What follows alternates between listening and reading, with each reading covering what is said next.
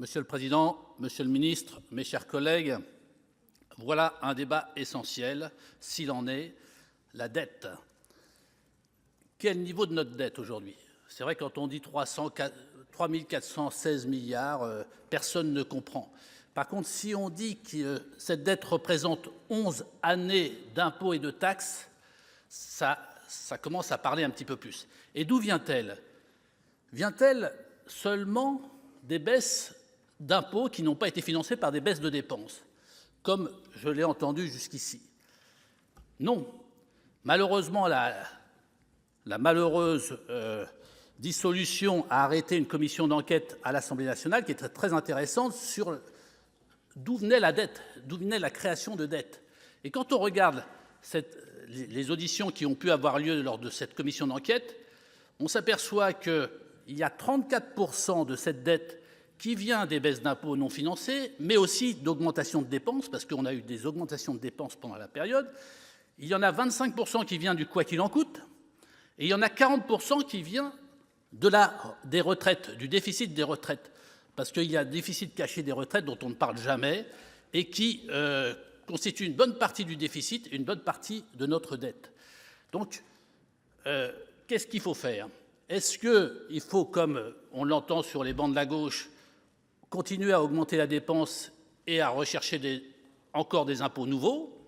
Parce que c'est ce qu'on dit en permanence. Mais si, attendez, j'entends votre discours et j'entends les discours en permanence.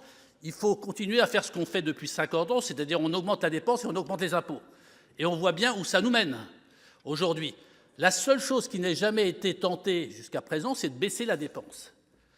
Il n'y a eu à aucun moment on a baissé la dépense. Et pourtant, plein de pays étrangers ont réussi à redresser leurs finances grâce à la baisse de la dépense.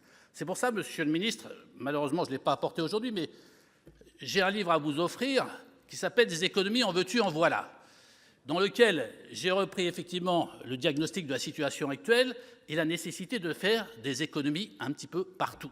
Parce que les économies, on ne va pas les faire qu'à un seul endroit, il faut les faire un petit peu partout. Et j'ai été déçu tout à l'heure de votre réponse à notre collègue Capu, dans lequel vous dites le Sénat, l'Assemblée n'ont qu'à nous faire des propositions. On a fait des propositions, mais moi, je n'en ai pas entendu de votre part. J'aurais bien aimé en attendre de votre part. Alors, aujourd'hui, on a une situation de dette qui est énorme et on a un emballement de cette dette. Parce que cette année, on va emprunter 310 milliards.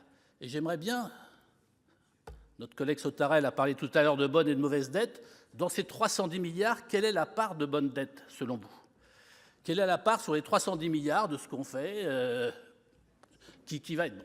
Et puis, il y a quelques années, on s'inquiétait ici de l'endettement permanent parce que à l'époque, il y avait des taux à zéro, voire négatifs.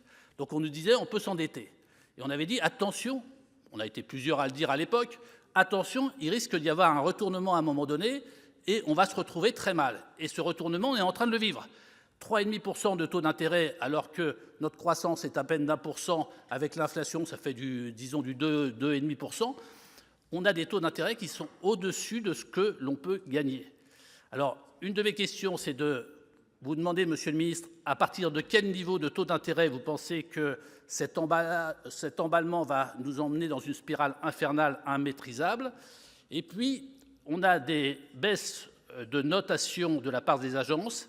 Et j'aimerais, Monsieur le Ministre, que vous nous précisiez à partir de quelle note vous pensez qu'on aura des difficultés à se financer sur les marchés.